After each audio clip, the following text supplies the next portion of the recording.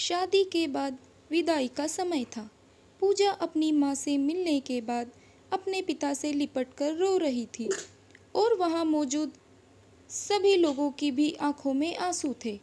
उस समय पूजा ने घूंघट निकाला हुआ था और अब उसका विदा होकर ससुराल जाने का समय हो गया था। तो जैसे ही पूजा रोती हुई कार में बैठने लगी, तभी उसकी छोटी बहन जया से रोती हुई उससे दोबारा लिपट कर रोने लगी। तभी गाड़ी के पास खड़े पूजा के पति अविनाश से उसका दोस्त दिनेश कहता है, अरे यार अविनाश, यहाँ से घर पहुँचते ही सबसे पहले होटल अमृतबाग पहुँचकर एक बढ़िया सा खाना खाएंगे, क्योंकि यहाँ तेरे ससुराल में तो एकदम घटिया खाना था। ऐसा खाना तो हमारे यहाँ कुत्तों को भी नहीं खिलाते। तभी साथ ही खड़े अविनाश के छोटे भाई ने भी कहा, हाँ यार, यहाँ का खाना तो एकदम बकवास था और रसमलाई में तो रस ही नहीं था। ये कहते हुए वो तीनों ही जोर जोर से हंस रहे थे।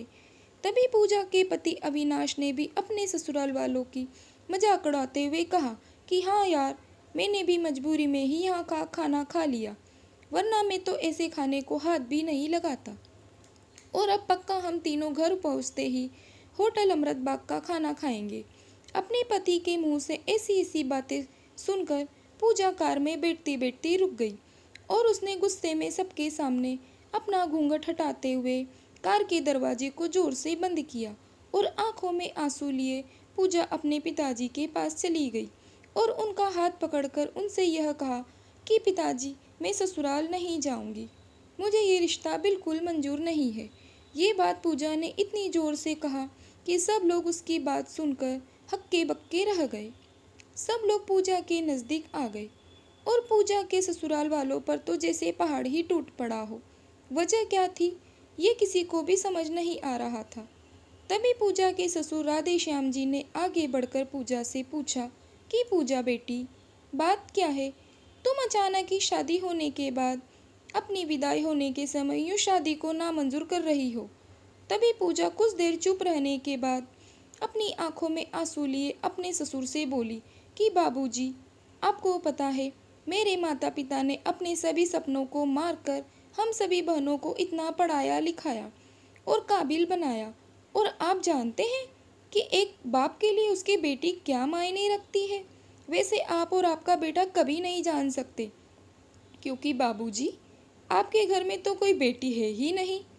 और आप जानते हैं, मेरी शादी में आने वाले बारातियों के लिए खाने पीने की एक भी कमी न रह जाए, इसलिए मेरे पिताजी पिछले 3 महीने से रात को 2 से 3 बजे तक जाग कर मेरी माँ के साथ ये योजना बनाते थे कि रसोइया कौन होगा और खाने में बारातियों के लिए किस तरह का खाना बनवाना है और बारातियों को कहाँ बिठाना है, ताकि हम किसी को बुरा न लग जाए। और शायद आप नहीं जानते कि मेरी माँ ने पिछले 1 साल से एक भी नई साड़ी नहीं खरीदी, क्योंकि मेरी शादी में पैसों की कोई कमी न हो जाए। और आज भी मेरी शादी में भी मेरी माँ ने मेरी बड़ी बहन की साड़ी पहन कर खड़ी है। और ये तो कुछ भी नहीं, मेरे पिताजी भी 150 रुपए की इस शर्ट के नीचे कई छेद वाली बनियान पहन कर खड़े हैं, और ये सब सिर्फ इसलिए ताकि मेरी शादी में कोई कमी न रह जाए। लेकिन इतनी मेहनत करने के बावजूद भी आज इस शादी में आपके बेटे को रोटियां ठंडी लगी, उसके दोस्त को पनीर बकवास लगा, और मेरे देवर जी को तो रसमलाई में तो रस ही नहीं मिला। और तो और मेरे पति अविनाश जी तो कह रहे थे कि वो तो ऐसे खाने को हाथ भी नहीं लगाते, बस उन्होंने तो मजबूरी में ही ये खाना खा लिया। अगर सब कुछ इन्होंने मजबूरी में ही खाया है, तो इसकी क्या गारंटी है कि मुझसे शादी भी ये अपनी खुशी से ही कर रहे हैं। कल को अविनाश जी ये भी कह सकते हैं कि मुझसे भी इन्होंने मजबूरी में ही शादी की है।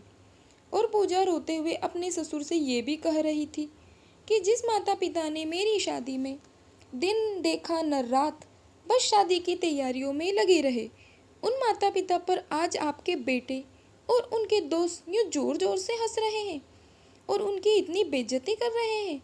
क्या आपके घर में माता पिता की इतनी ही इज्जत होती है?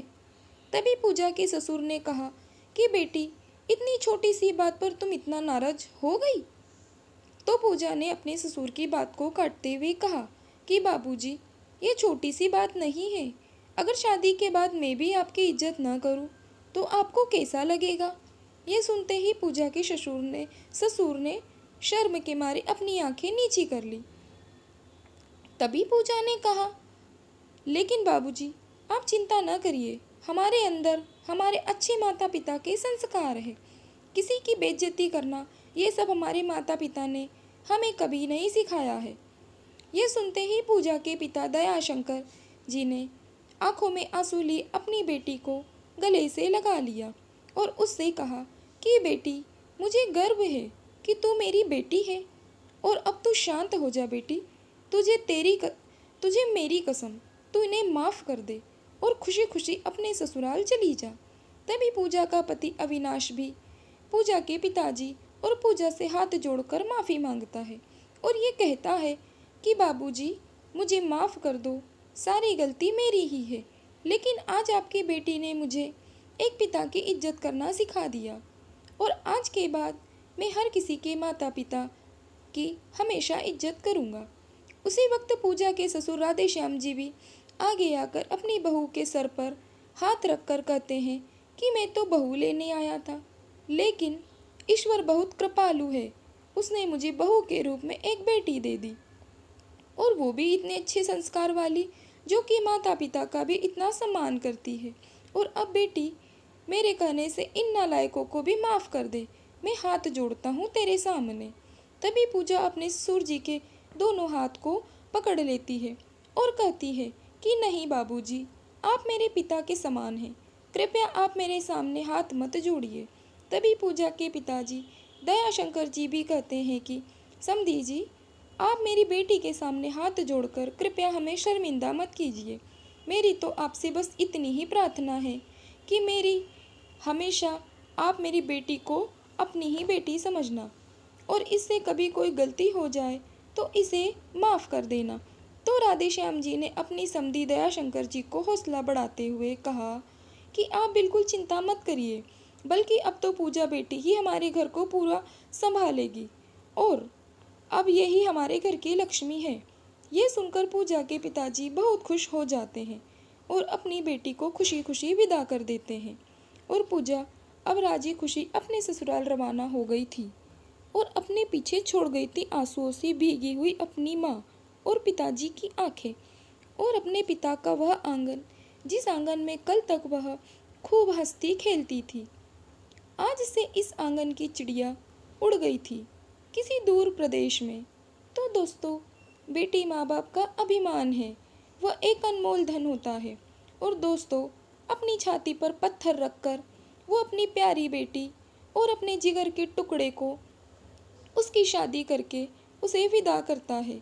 इसलिए दोस्तों, एक बार बाप अपनी बेटी की शादी करके वैसे ही उससे दूर हो जाता है, और हमें उसका अपमान करके उन्हें और दुखी कभी नहीं करना चाहिए। आपको ये कहानी कैसी लगी, कमेंट करके हमें ज़रूर बताइएगा।